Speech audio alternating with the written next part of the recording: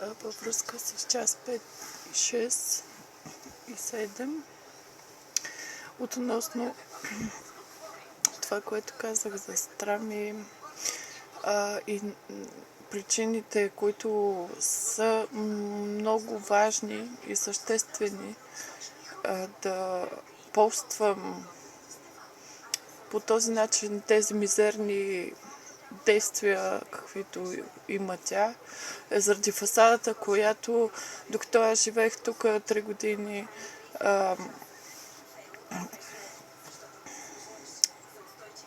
тя по телефонни разговори обработваше и майка ми.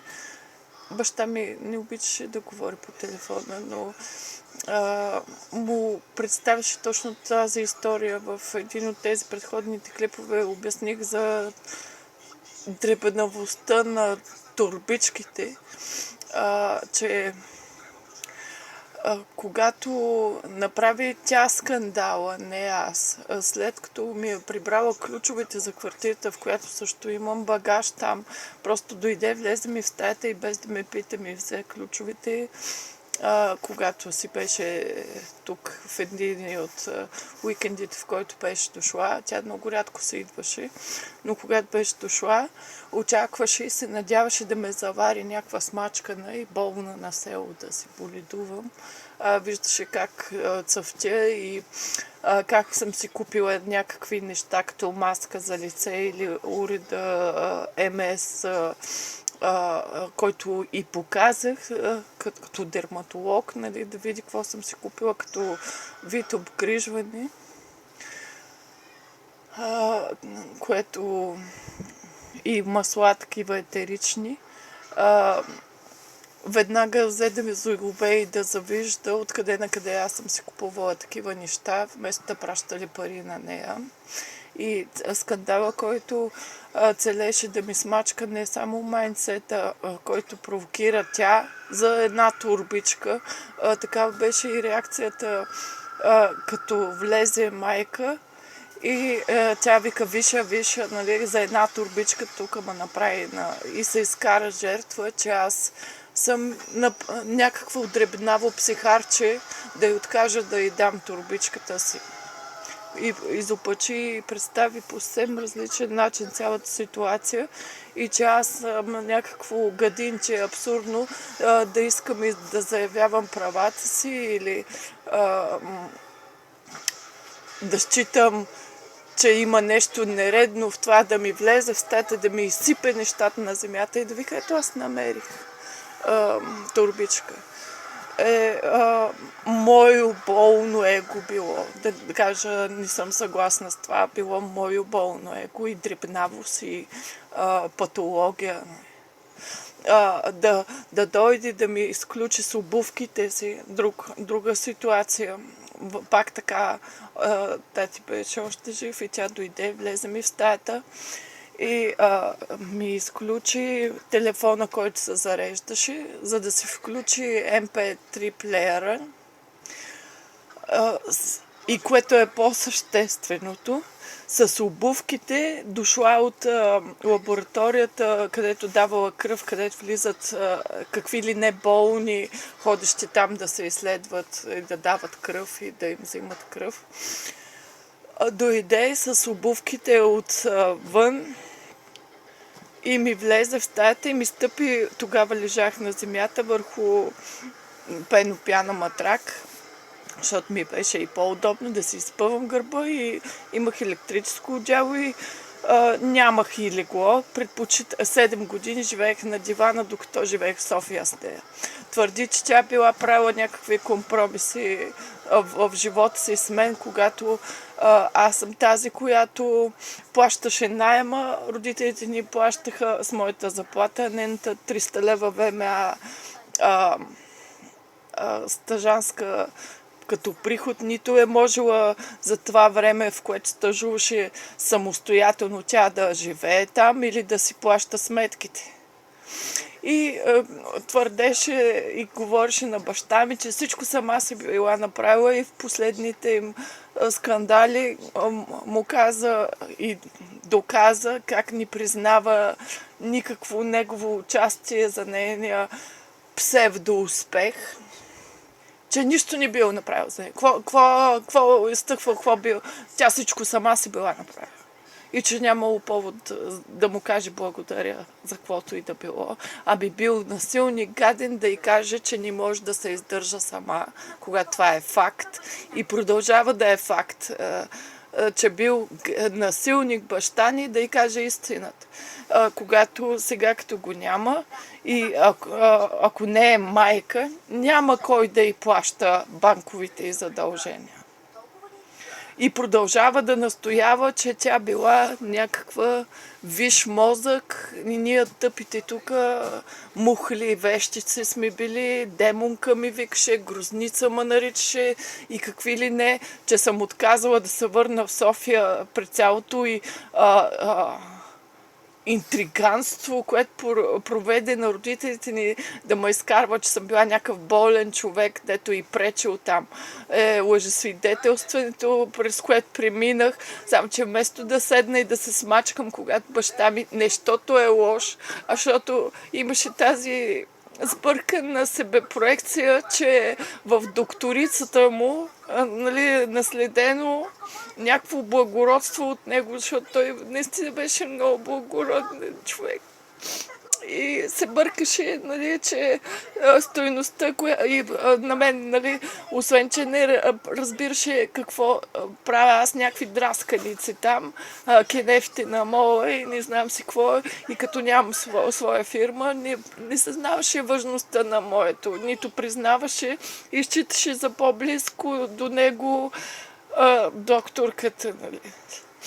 Защото моя тати син е израснал, нали, в бедно семейство на алкохолик баща. И всичко, което е постигнал и като обучението и професията, която има, и много пациенти могат да потвърдят колко добър диагностик и лекар е. И съм го чувала и хора извън, нали, негови пациенти. Му се като за човек сам изградил себе си и от нищото създал стойността, която е създал за обществото. Той смяташе на база на тази псевдолекарка, че аз съм гадинче някакво там, което и пречило да бъде полезна на обществото, защото точно това говореше. Нали? Как съм била болничка, дето и носила тормоз с грозната си енергия и как съм била злост човече, болен човек и някакви такива неща им говореше, да си ме прибирали. И моя тати каза, нали, ох, хубавката ми тъпанарче, села, ние тук ще си те гледаме, нали. И че е трябвало да си ме прибира от София мен като добитък, а всъщност се получи и той не можа да го види това. Майка ми не може да си прибере 10 дни, ходи да се моли на добичето от София да си дойде вкъщи и да освободи терена на чуждия апартамент. Нахалницата смяташе, че било нищо работа да живеела без пари на гърба на чуждото семейство, защото не е като да извади от джоба си пари да й плаща сметките и си мислеше, че другите хора са и длъжни и че, гледай сега логика, защото 10 години била обитавала апартамент, такъв бил проблема, нали? Малко да поживеела без пари. На тази интелектуалката, логиката. И другата е логика, какви сме били гадни, мутри и аз и майка, да ни осигурим, аз да ходя да работя и майка на 2 места, да й пращаме пари, тя да търсила работа в София. Другото и твърдение, как ние сме били гадни животни, ни заслужаващи живот. Че съм отишла аз да създавам моята стойност за обществото и успех, не на нейн гръб да живея. Тя живееше на моя и на баща ни на сметките. Защото аз ходих да работя, докато тя стажуваше и с моята заплата се плащаше найма.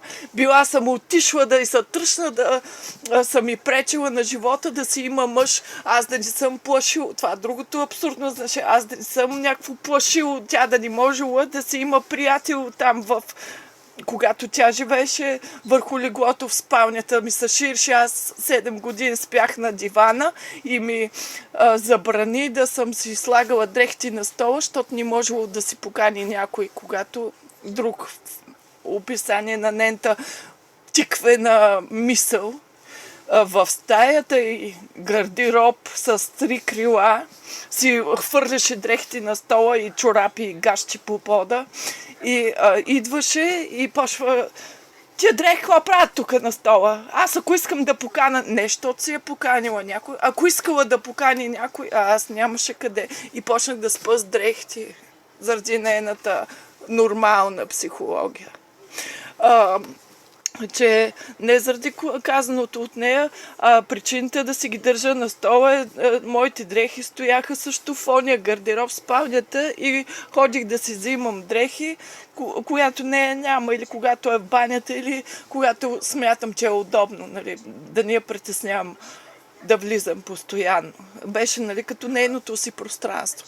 И цялото ми съобразяване с нея дойде и ми направи забележка, че какво ми правили дрехти на стола. Я същевременно една чиния не е измила. Добре, че бях аз там да чиста. Нали. Като у нас ни било хубава обстановката, чуждия апартамент го направи на цигански, като, нали, много умната.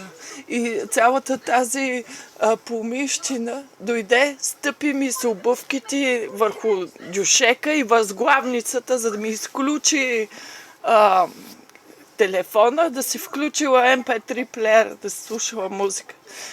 И какво съм го правила на въпрос, било болно его да кажа. И казах: ало, какво правиш, нали? Да, не се усетих и не ми се извини. И това било моето болно его, да считам, че е криминално да дойде да ми стъпи на възглавницата с обувките, било моя тъпотия, дребнавост и гадно същество, нищо, дето и създавало негатив, нали. Нямам думи за каква кретиноидна психология има тая жена, дето не съм предполагала, и обвиняваше и майка ми, и баща ми, когато никога не е имала приятел, с който тя да излиза на кафе и да каже: аз искам да живея с мъж, че ми пречиш. Трябва нещо да направим.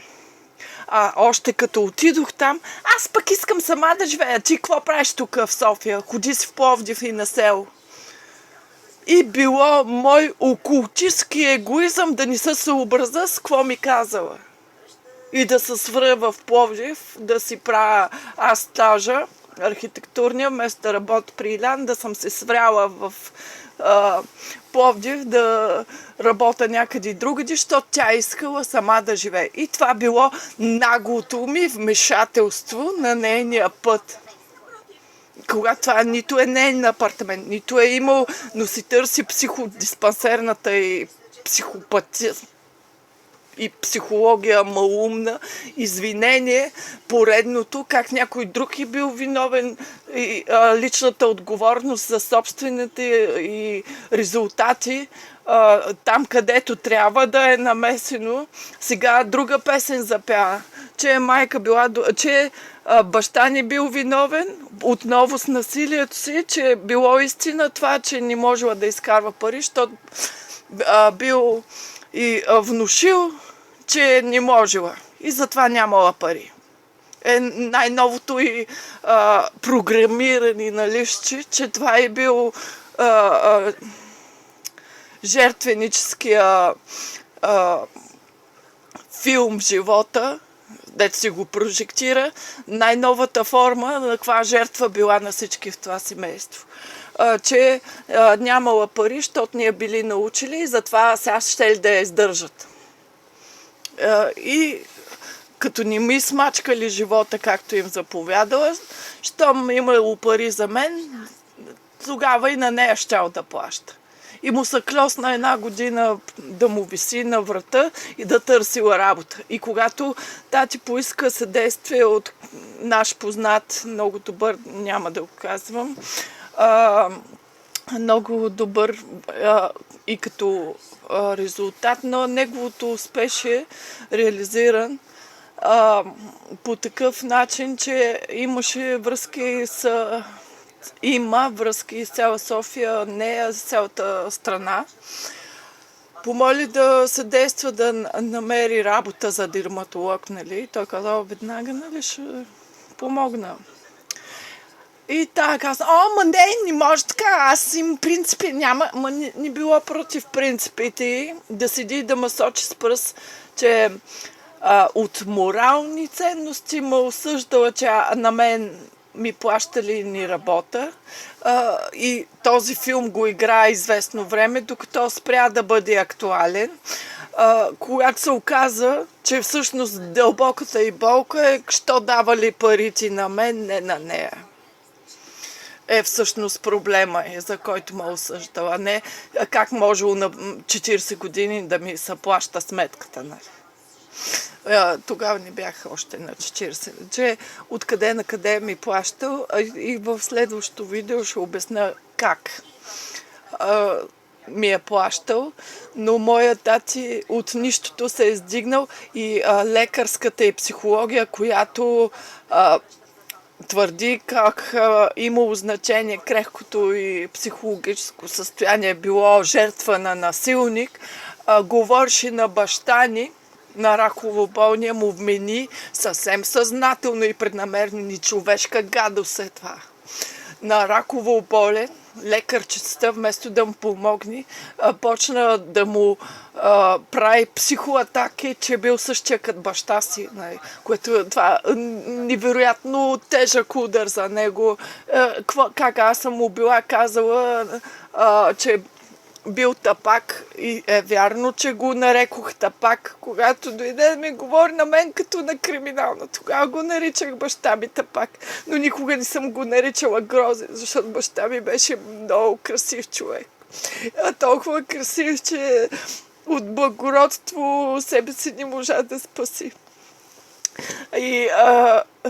И други хора могат да го потвърдят това, защото той си имаше неговите си лични проблеми заради сина си, с който не говори.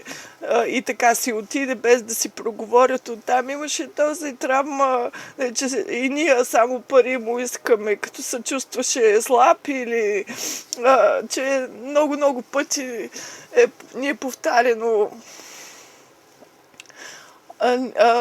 някакви неща относно парите или как сме някакви бедняци, когато винаги е намирал, колкото и да му е било тежко. Ето тук нали, не е ходил някъде да бъде алкохолик и да прибива майка ми, както е правил гадиския ми дядка психодиспансерен.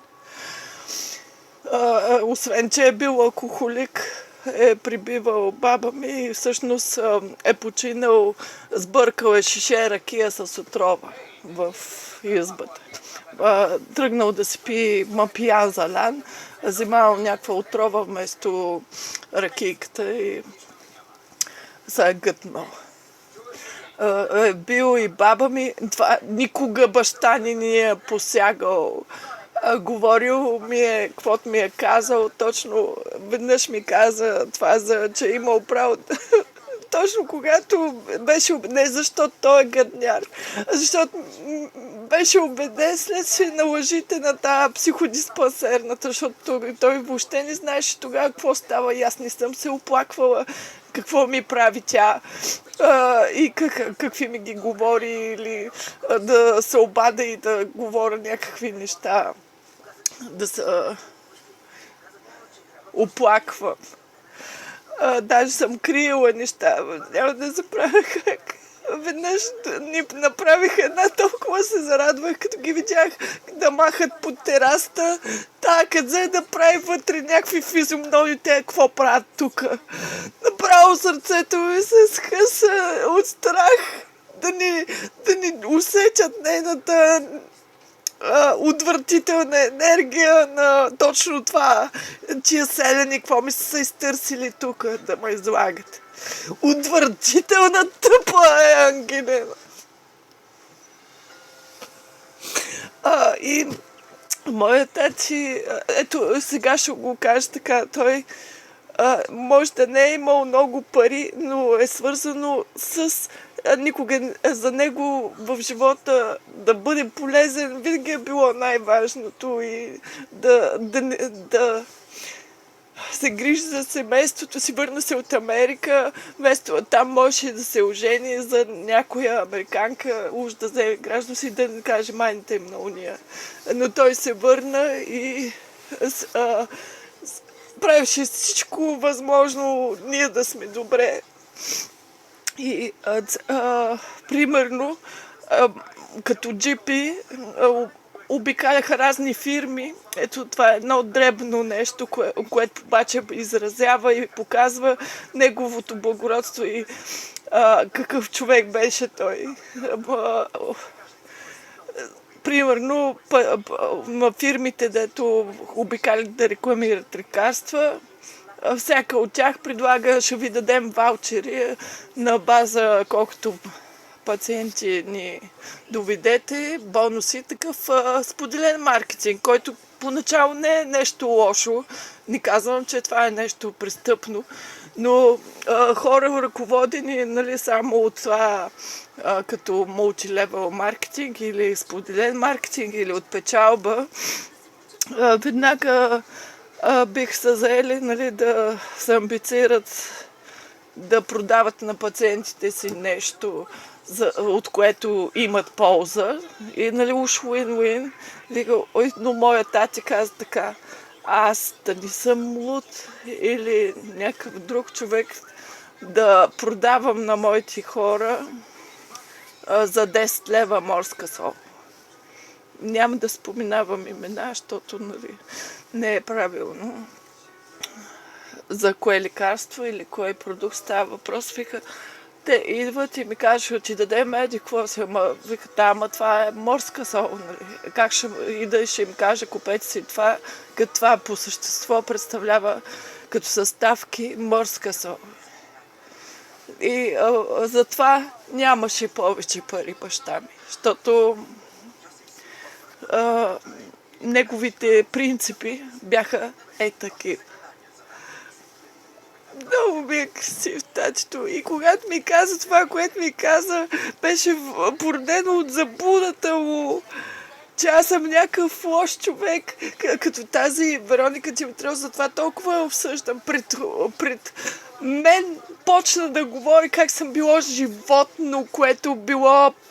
Аз архитектката и човека, който съм, ще ми говори една мухла абсурдна с проблеми в мозъка, че нещо в моята психология е било опасно за обществото. Тая и добронамерната, цитат друг, нова телевизия, журналистката.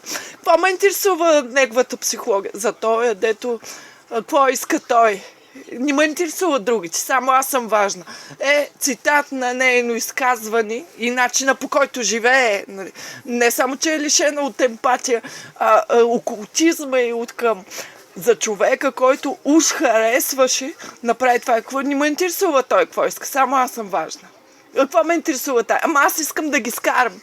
И тая личност ще ми определя и клевети името и ще ми приказва за мен как аз съм била патологична личност, за животинска, която била опасна за някои и за хората и за обществото. Няма да го позволя това. И точно на това се надява. Затова го представим по този начин, че аз като не съм социално изявена като нея да я дават по телевизията, лежи на тази доволна кълка, че всичко това, което е истина, ще остане скрито под маста, защото ще си стоя някъде свряна като мишка и ще си го разпространява карикатурите по мой адрес и няма да има отговор. Не, ще има отговор.